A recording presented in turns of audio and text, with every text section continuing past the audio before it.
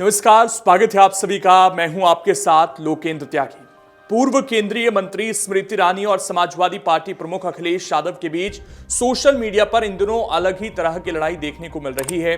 दोनों एक दूसरे का नाम तो नहीं ले रहे, लेकिन ये अटकलें जरूर लग रही हैं कि निशाना दोनों का एक दूसरे पर ही है।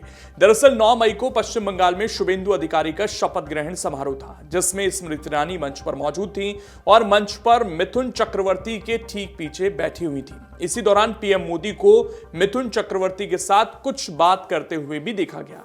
वहीं पीछे बैठी स्मृति ने भी पीएम मोदी का हाथ जोड़कर अभिवादन किया। अब यही वीडियो सोशल मीडिया पर वायरल हो रहा है। दावा किया जाने लगा कि पीएम मोदी ने स्मृति का अभिवादन स्वीकार नहीं किया। इस बीच अखिलेश यादव ने भी एक्स पर एक पोस्ट कर दिया और लिखा, अच्छी तो ये बात नहीं, नमस्ते का जवाब नहीं।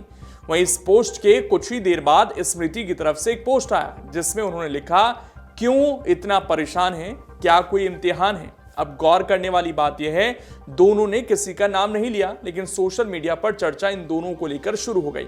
और ये चर्चा इसलिए भी हुई क्योंकि कुछ दिन पहले भी दोनों एक दूसरे पर वार पलटवार करते हुए नजर आए थे। दरअसल संसद में महिला आरक्षण और परिसीमन पर बोलते हुए सपा प्रमुख अखिलेश यादव ने कुछ ऐसा कह दिया था, जिससे दोनों के बीच बयानबाजी शुरू हो गई थी। पहले आप अखिलेश का बयान सुनिए। और 33% सीटें कौन सी होंगी? आप अगर सीट रिजर्व कर देंगे, कॉन्स्टिट्यूंसी रिजर्व हो जाएगी, तो अध्यक्ष महोदय ये महिलाओं के बीच ही कंपटीशन करा देंगे। अगर कॉन्स्टिट्यूंसी रिजर्व होंगी तो अध्यक्ष महोदय महिलाओं के बीच ही कंपटीशन हो जाएगा, क्योंकि वो अध्यक्ष महोदय वो माननीय सदस्य कह रहे हैं कि वो तो होना चाहिए। वो सास बहू वाली तो हार गई हैं आपकी।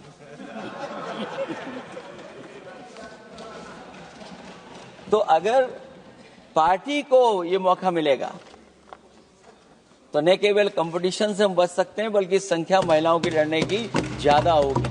अब ये बयान सामने आया तो इस पर स्मृति ने एक्स पर पोस्ट करते हुए लिखा था, सुना है आज अखिलेश जी ने संसद में मुझे याद किया। अच्छा है, जिनकी राजनीति धरोहर में मिली वो उनको भी याद करते हैं जो अपने दम पर आसमान में सुराख करते हैं।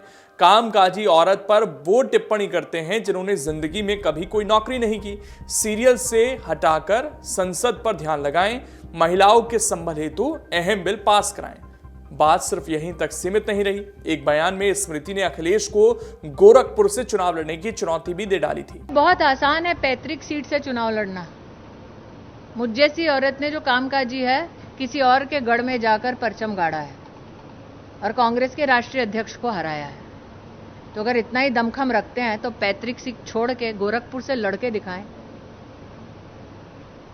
तो आसान होता है कामकाजी महिला पर टिप्पणी करना, और वो जिन्होंने कभी खुद कोई नौकरी ना की हो।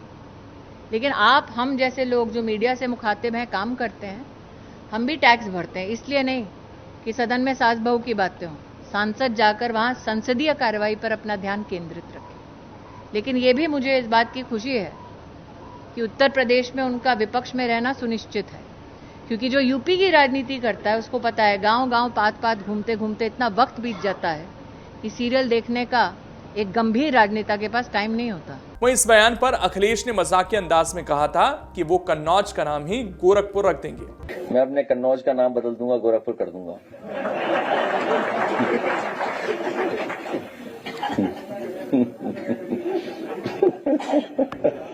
कुल मिलाकर यूपी के चुनाव से पहले सियासी पारा इस वक्त बढ़ता हुआ दिखाई दे रहा है। बाकी इस पर आपकी जो भी राय है कमेंट कर बता सकते हैं।